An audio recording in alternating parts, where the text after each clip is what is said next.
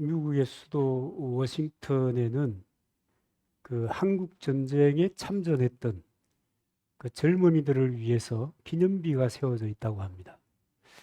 그때 대략 그 미국 군인이 5만 명 정도가 사망을 했는데요. 무엇을 위해서 그 젊은이들이 이 알지도 못하는 나라에 와가지고 그렇게 죽어갔는가라고 하는 그들이 지키고자 했던 그 가치를 기념하기 위해서 그 뭘 만들어 놨다는데, 아무래도 우리가 한번 가봐야 될 것 같아서 그런 느낌이 들어요. 왜냐하면 말이죠. 이 저는 이런 이 기록을 전부 다 이 책을 통해서 들으니까 재미가 별로 없어.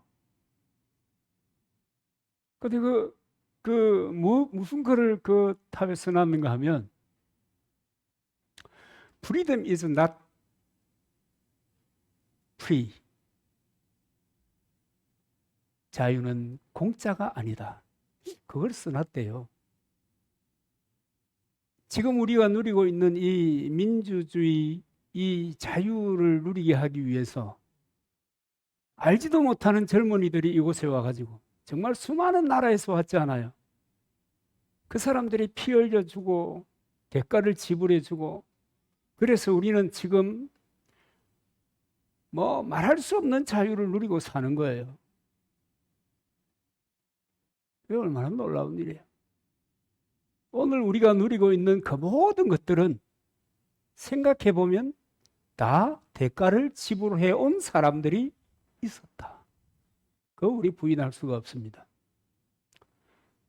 부모도 마찬가지고요. 자녀들도 마찬가지고, 역사도 마찬가지고요. 우리 믿음도 마찬가지입니다. 우리가 누리고 있는 예수 그리스도를 통해서 주어지는 이 평화, 이 마음의 은은한 즐거움, 여러분 어려움을 만나도 여러분 그런 마음에 그런 생각 안 들어요? 그래, 이것쯤이야, 이런 생각 안 들어요?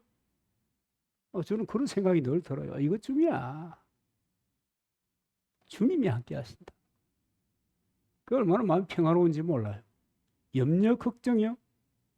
내게 맡기로 했으니까 드려버리면 되잖아요. 끝.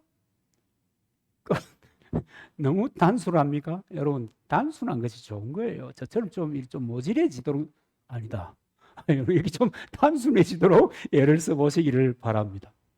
그리스도, 그가 십자가에서 죽으시고 부활하신 그 은총으로 인하여 우리가 이 영적인 마음, 심령의 자유를 누리고 평화를 누리고 문제 앞에서도 담대해질 수 있는 이 용기가 샘솟아 나는 것입니다.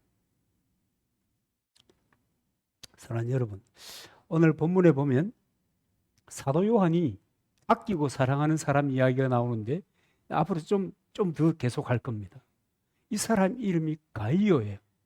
그런데 이 가이오라고 하는 사람을 사도 요한이 얼마나 존경하고 사랑했는가 하면, 기뻐하는데 뭐라고 기뻐해요? 심히 기뻐한다. 가이오라고 하는 사람 생각만 해도 기분이 좋고 가슴이 뛰고, 도대체 뭔가를 더 해줄 수 없을까? 그런 마음이 드는 거예요. 가이오는 사도 요한의 기쁨이었습니다. 그런데 무엇 때문에 요한이 그렇게 정말 심히 기뻐하는 사람이 되었을까? 여러분, 이거 우리 한번 생각해 볼 만하지 않습니까? 그런데 그 이유에 대해서 두 가지를 설명하고 있는데, 그거 첫 번째 이유를 제가 오늘 같이 나누어 보려고 하는 것입니다. 사도 요한의 첫 번째 기쁨의 이유는 자신이 아끼고 사랑하는 형제가, 그 형제가 진리 안에 있다는 거예요. 그 형제에게 진리가 있다는 거예요. 그게 뭔 말이에요? 사랑하고 존경했던 그 형제가 진리의 사람이 되었다는 거예요. 여러분, 모든 이 교회 지도자들은, 영적인 지도자들은, 우리 성도들이 원래 교회는 집사 주는 데니까 집사 따 해도 할렐루야 기분 좋고, 승진 그것도 기분 좋고, 농사가 잘 됐다 그것도 기분 좋은 일, 다 기분 좋은 일이지만 무엇이 가장 즐거우냐? 그럴 때 나와 함께 믿음의 삶을 살아가는 믿음의 가족들의 가슴 속에 진리가, 예수 그리스도의 진리가 그 안에 견고히 뿌리 내렸고 그 위에 든든히 서서 살아간다. 여러분, 이거 이상의 기쁨이 없습니다.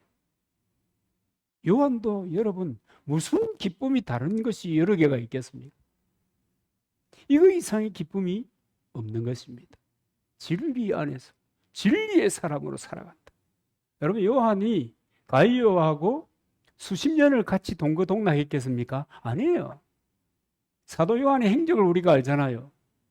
전도하고 교회를 세우고 또 이동하고 전도하고 교회를 세우고 이동하고, 어떨 때는 함께 하기도 하지만 어떨 때는 전혀 관계없는 지역에서 서로 오늘 이 가이오에게처럼 소식을 듣는 거예요. 오랜 시간이 아니었지만 그럼에도 불구하고 가이오의 가슴 속에는 진리가 가득했다. 여러분, 이것처럼 즐거운 일이 어디에 있겠습니까? 그러면 여러분, 우리가 좀 생각해 봐야 될 것은 뭐냐면 진리가 뭐냐는 거예요. 진리가 뭐냐? 그럼 진리가 뭡니까? 옛날에는 내 주먹이 진리다, 안 울리겠어 이런 얘기를 했습니다. 여러분, 진리가 뭡니까? 그런데 사실은 교회 다니는 사람들은 진리가 무엇인가에 대한 답을 알고 있습니다. 어린 사람들도 알 것이고요, 나이 든 사람도 알 것이고요, 심지어는 제 어머니는 한글을 모르셨거든요. 평생 딸들을 교육을 안 시켰기 때문에 남 놓고 기억자도 몰랐는데 진리가 무엇인지 압니다. 그런데요, 이 세상 사람들은 심지어 철학자라고 하더라도 진리 잘 모릅니다. 우리는 다 아는데 몰라요. 진리. 여러분, 진리가 무엇일까요? 진리는 참된 이치를 진리라고 하는데, 그래서 진리라고 하는 것은, 이 참된 이치라고 하는 것은 시대를 초월해서 시대를 사는 사람들의 문화와 또 그 이념, 사상 이런 것을 초월해서 통하는 거예요. 심지어는 역사도 초월해서 그것은 진리야, 그것은 참된 이치야, 이렇게 생각하는 것, 그게 진리라는 겁니다. 그런데 여러분, 세상에 진리가 있습니까? 왜 세상에 진리가 있습니까? 라고 묻는 것은, 세상에서는 진리라고 하는 것을 사건을 중심으로 해서 진리라고 생각합니다. 그렇기 때문에 여러분, 이 사건이라고 하는 것이 비슷한 사건이 반복되긴 하지만, 그렇잖아요? 살아가면서. 그러나 똑같은 사건은 하나도 없는 거예요. 그러니까 진리가 영원히 변치 않는 불변의 진리가 있냐 그러면 있을 수가 없는 거죠. 그 세상엔 진리가 없어요. 그래서 사람들이 이것이 진리다 그러면 그래? 그렇게? 그렇게 믿어. 그래, 그건 너의 진리. 박수. 이렇게 하는. 진짜 그런가? 그럼 생각해 보세요. 진리가 뭐냐? 세상에는 진리가 없습니다. 똑같은 사건이 반복해서 일어날 수 없기 때문에, 이런 생각들로 인해서 역사가, 근대사, 현대사가 진행이 된 거예요. 그러니까 이게 어디까지 들어오는가 하면요, 성경을 볼 때도 이런 카테고리를 가지고 보는 거예요. 절대 이 어느 시대를 막론하고 역사를 초월해서 존재하는 진리는 있을 수 없어, 이런 생각을 가지고 성경을 보니까 여러분, 성경을 순 엉터리로 읽는 거예요. 여러분, 생각해 보세요. 사람들이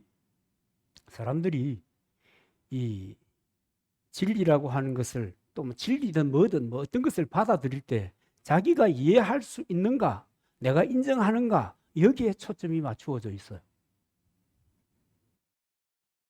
그러니까 기독교가 진리다. 그래, 너희들에게는 진리야. 그래서 참 저는요, 스님들이 얼마나 좋겠다 싶어요. 얼마나 참 부러울 때가 조금 있어요. 왜냐하면 이 스님들의 생각은 이 카테고리가 없어요. 얼마나 자유분방한지 몰라요. 그래서 여러분, 이런 얘기 하면 되나? 아주 고승으로 불리는 사람들의 그 이야기를 이렇게 살펴보면 얼마나 자유스러운지 몰라요. 매임이 없어요.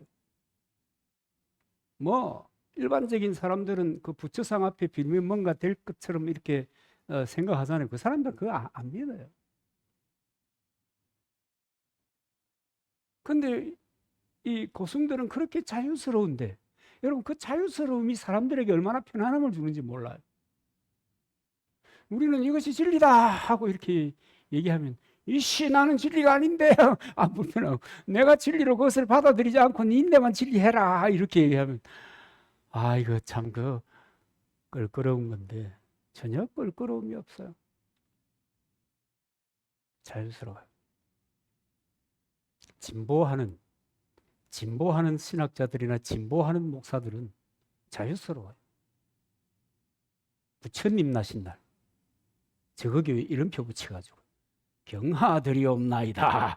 축 뭐라 하더라. 요새는 성탄이라 하죠 아마. 얼마나 사람들이 볼 때 공감할 수 있어. 어떨 때는 그 친구들이 부러울 때가 있어. 근데 이런 친구들의 사상적인 배경이 뭐냐면 세상에 진리가 어디 있냐. 예수만이 구원의 도리냐. 그건 성경에 있는 얘기고. 뭐 그렇게 생각하는 거예요.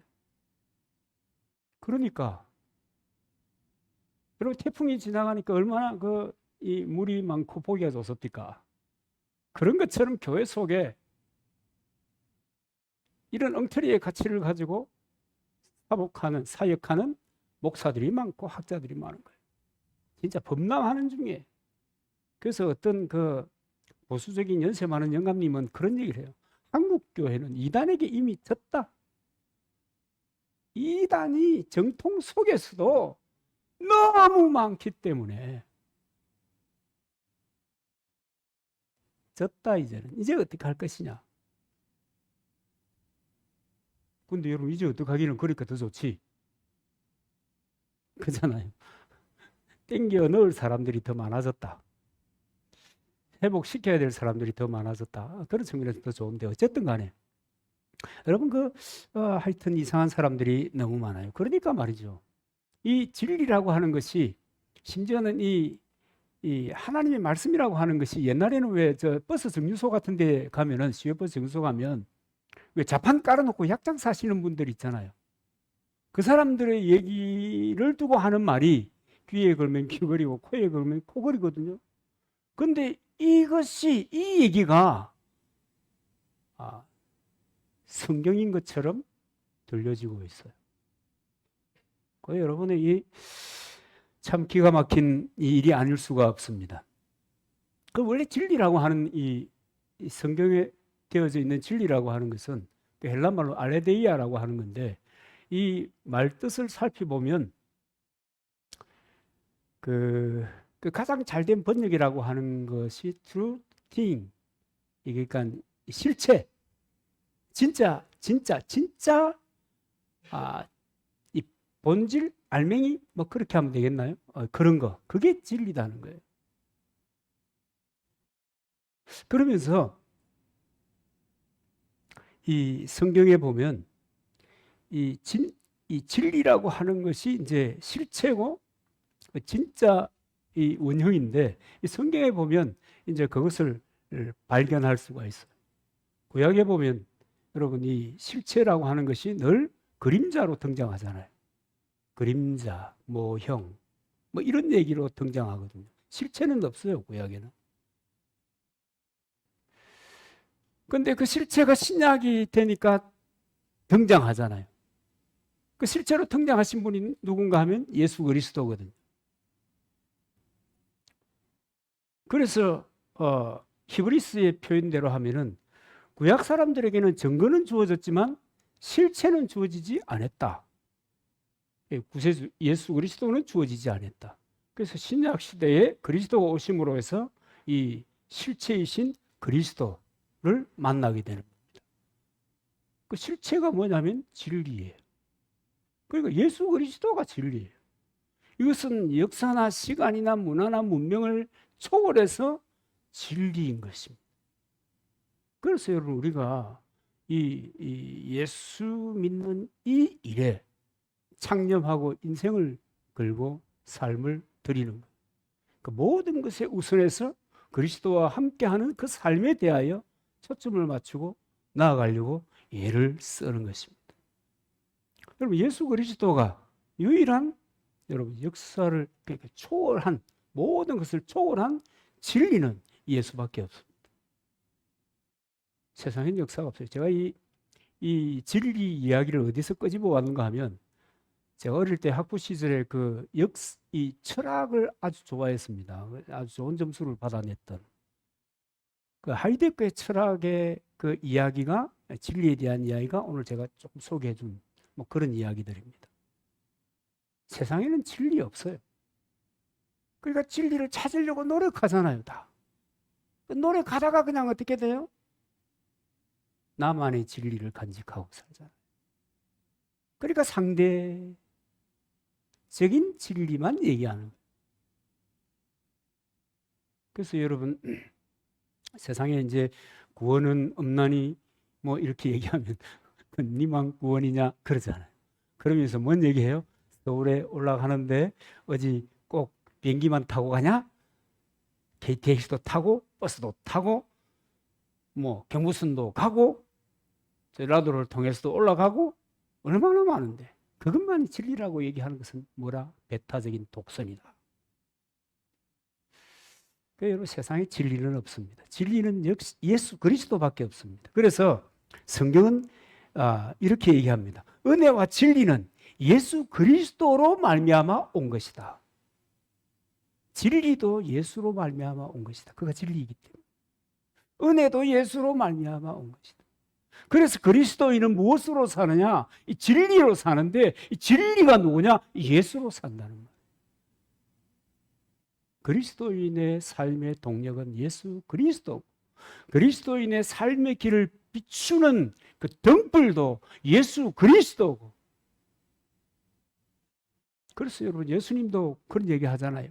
내가 곧 길이요 진리요 생명이니 그 진리를 갖고 있다. 그 단순한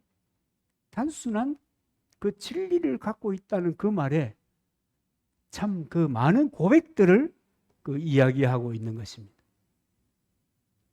예수 그리스도가 나의 길이고 진리고 생명이심을 믿습니다 하는 것, 그 고백이 담겨 있고요. 예수 그리스도께서 아버지께서 받아서 우리에게 주신 성령, 그가 지금 나와 함께하고 계신다. 임마누엘 하는 거죠. 함께하고 계신다. 그리고 나는 예수 그리스도, 그를 최고의 가치로 여겨서 내 삶의 주요한 모든 방편에 대해서 그리스도의 말씀에 비추어서 내 삶의 방향을 결정한다. 그리스도 중심의 삶을 산다. 그런 이야기가 진리 안에 있다는 것에 대한 이야기들입니다.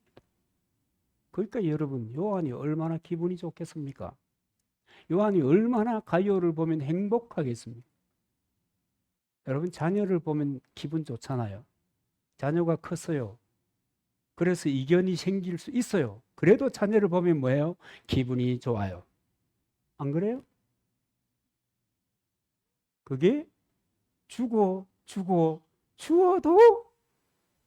더 주고 싶은 부모의 마음입니다. 그죠? 비슷한 것 같아요.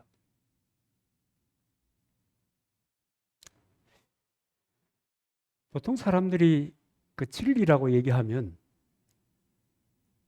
이 득도해야 되는 이 구도자의 길을 열심히 인생을 통해서 걸어가면서 깨달아야 되는 어떤 그런 것으로 생각하는 부류들이 있습니다. 그런가 하면 그것만 전문적으로 연구하는 사람들, 이런 사람들만 그 진리에 이를 수 있고 진리를 알 수 있다고 생각합니다. 그런데 진리 간단해요. 정말 남 놓고 기억자를 모르시던 우리 어머니께서도 아시던 바로 그것이 진리입니다. 저와 여러분들이 지금 붙잡고 계시는 우리의 주님이신 그분이 진리입니다. 진리. 어떤 그 지휘자가 오케스트라 연습을 시키고 있었는데 그러다가 이제 트럼펫 연주자의 그 연주가 마음에 안 든 거예요. 그래서 그 연주자에게 이렇게 얘기합니다. 이 부분은 좀 더 박은어 풍으로 접근해 주면 좋겠어요. 뭔가 좀 단호하게 말하면 더 좀 두드러지게 불어줄 수 없어요? 좀 그러니까 그 트럼펫 연주자가 그렇게 얘기합니다. 좀 세게 불어라는 말이죠. 그 대목에서. 맞다 이러는 거예요. 여러분 진리가 이렇게 간단한 겁니다. 여러분 제가 진리를 얘기하는데 복잡했나요? 진리는요 단순하고 간단한데 복잡하게 말하는 사람이 있을 뿐입니다. 제 같은 사람인지 몰라. 다시 반복하면요. 그 진리라고 하는 것은 신학을 공부하는 사람들만이 아는 것이 아닙니다. 그 진리라고 하는 것은 금식 기도해야 알 수 있는 것도 아닙니다. 진리라고 하는 것은 간단합니다. 제가 우리 정 집사님하고 이렇게 어저께 잠깐 와가지고 얘기를 하는 중에 그런 얘기를 하더라고요. 애들이 이제 노래를 차 타고 다니면서 부르는데 자기가 그런데요. 아무래도 앞으로 진짜 집사님 될 것 같아요. 하나님이 세상을 이처럼 사랑하사 독생자를 주셨으니 누구든지 저를 믿으면 이 노래를 부르라고 했다는 거예요. 요한복음 3장 16절의 노래 아닙니까? 여러분 진리는 그것입니다. 기독교의 진리를 뭐 그렇게 표현한 거니까 그 간단하잖아요. 뭐 복잡해요? 간단해요. 그게 진리입니다. 더 간단하게 말하면 예수님이 진리입니다. 그래서 이 예수님은 시대를 초월해서 사상의 카테고리를 떠나서 여전히 진리로 존재하는 것입니다. 아무리 역사가 바뀌고 과학이 발전하니까 사람들이 생각하는 방식도 달라졌잖아요. 우리 시대에 생각하는 방식과 지금 젊은이들이 생각하는 방식은 달라요. 아마 선도씨 수준이 다를 것이고 또 은서가 생각하는 방식이 또 달라질 거예요. 너무 생각하는 방식이 달라요. 접근하는 방식도 너무 달라요. 그래도 변치 않는 그 진리가 뭐냐면 예수 그리스도예요. 아멘입니까? 진리는 예수 그리스도 그분밖에 없습니다. 그래서 여러분 삶이 어려우면 내 영혼의 문제만 아니고 내 삶의 어려운 문제가 닥쳐올 때는 여러분 성경 펴요. 여러분 예수님이 어떤 분이세요? 말씀이 육신이 되어 오신 분이 예수 그리스도예요. 진리인 말씀이 사람으로 오신 분이 예수 그리스도예요. 그러니까 말씀으로 돌아가는 거예요. 문제가 있으면. 영적인 문제뿐만 아니라 삶의 문제도 심지어는 이 관계의 문제도 성경을 펴는 거예요. 그리고 성경의 이야기 속으로 단순히 읽어가는 거예요. 진지하게. 그러면 뭐가 나와요? 답이 나와요. 하나님은 성경을 우리에게 편지로 주셨는데 그 편지의 내용이 뭐냐면 인생의 모든 문제에 대한 답안지를 주신 거예요. 여러분 그렇게 믿으십니까? 내 인생의 답안지 성경이에요. 성경.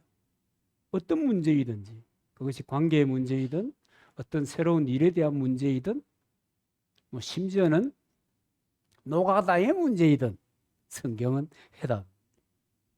에이씨 무슨 소리 하고 있는 거야. 그런 생각이 드십니까? 힘들다고 생각할 때 성경을 펴보십시오. 그리고 여러분 꾸준히 읽어보십시오. 세상에 어떤 것에서 찾을 수 없는 인생에 답이 없다는 것이 정설인데 인생의 답이 성경에 기록되어 있는 것입니다. 그래서 여러분 하나님 내가 지금까지 하나님 말씀을 너무 소홀히 했습니다. 인정합니다. 이제부터는 내가 하나님의 말씀 가운데 살기를 원합니다. 하나님 말씀을 통해서 내게 좀 가르쳐 주십시오. 그렇게 성경을 읽어 나갈 때 성령께서 여러분 보게 해 주시는 것입니다. 성령께서 보게 해 주세요. 내가 딱 맞는 정답을 깨닫게 해 주세요. 목사의 말이 그런가? 실제로 그런가? 여러분이 한번 테스트해 보시기를 바랍니다. 그래서 여러분, 이 사도행전 2장 21절에 보면 누구든지 주의 이름을 부르는 자는 구원을 얻을 것이다. 이 영적인 구원만 얘기하는 게 아니에요.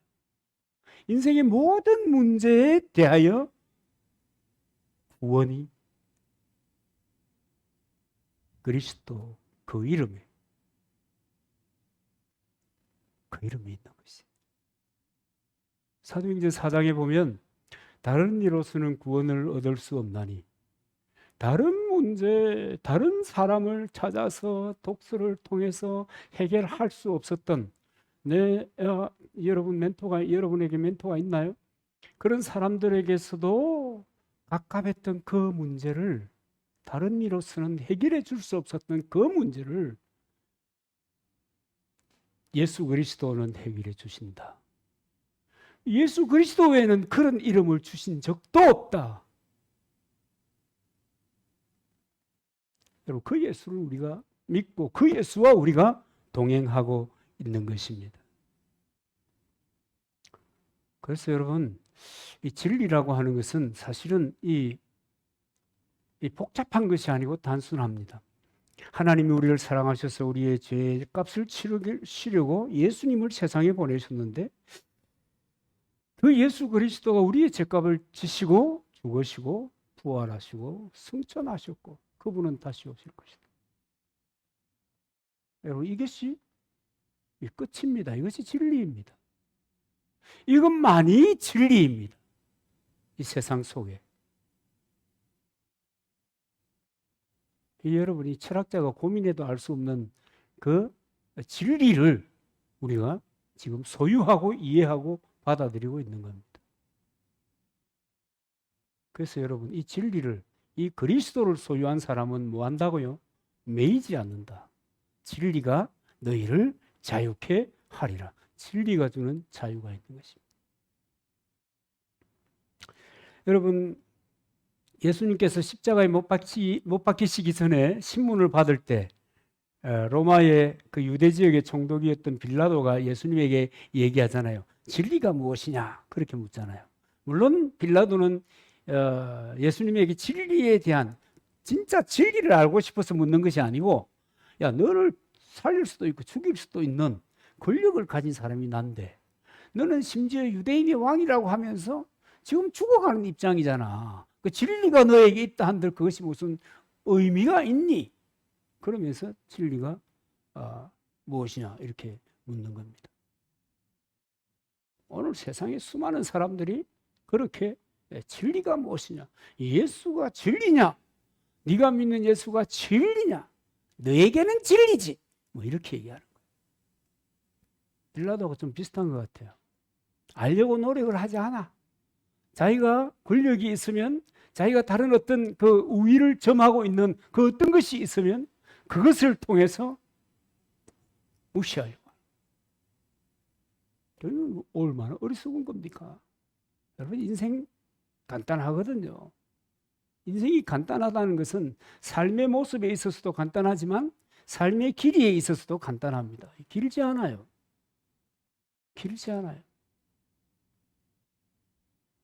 길지 않은 인생을 살면 좀 생각을 해봐야 될 거 아니에요. 내가 할 수 있는 것이 광범위하지 않아요. 누구든지 그래요. 제한적이면 생각을 해봐야 될 거 아니에요. 그래서 그 다음은 이 진리에 대한 탐구가 여러분 있어야 당연한 거죠. 당연한 거죠. 그런데 이 빌라도처럼 조롱하는 거예요. 진리가 무엇이냐? 그래, 설령 네가 그것을 안다 한들 뭐 이런 식으로 내가 권력을 가졌잖아. 내가 너보다 더? 뭐 이렇게 하는 거예요. 참 여러분, 어리석기 짝이 없는 접근입니다. 그러면서 이 사람이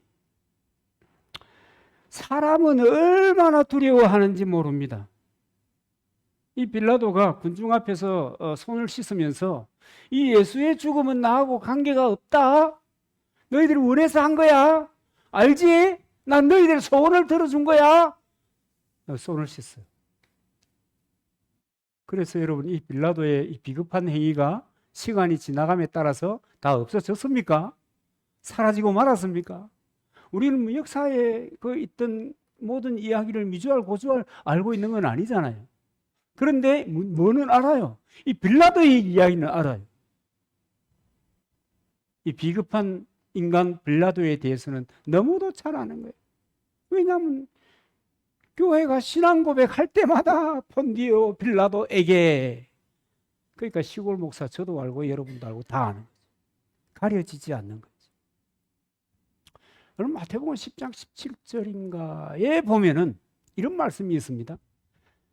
몸은 죽여도 영혼은 능히 죽이지 못하는 사람을 두려워하지 말라. 몸과 영혼을 능히 지옥에 멸하실 그를 두려워하라. 두려워할 것을 두려워할, 찾을 것을 찾아야 되는데 두려워할 존재는 두려워하지 않고, 여러분 사람은요, 사람의 두려움이, 여러분 소문 사람들이 굉장히 어려워하잖아요. 그 뭐 연예인들 보면은 참 어린 친구들이 그 소문 뭐 댓글 뭐 이런 것 때문에 자살하는 친구들이 얼마나 많아. 자살하면 지옥 갑니다. 뭐 아무리 그래서 하도. 안타까운 일이 얼마나 많아요. 그런데 그거 두렵고 그거 신경 쓸 일 없어요.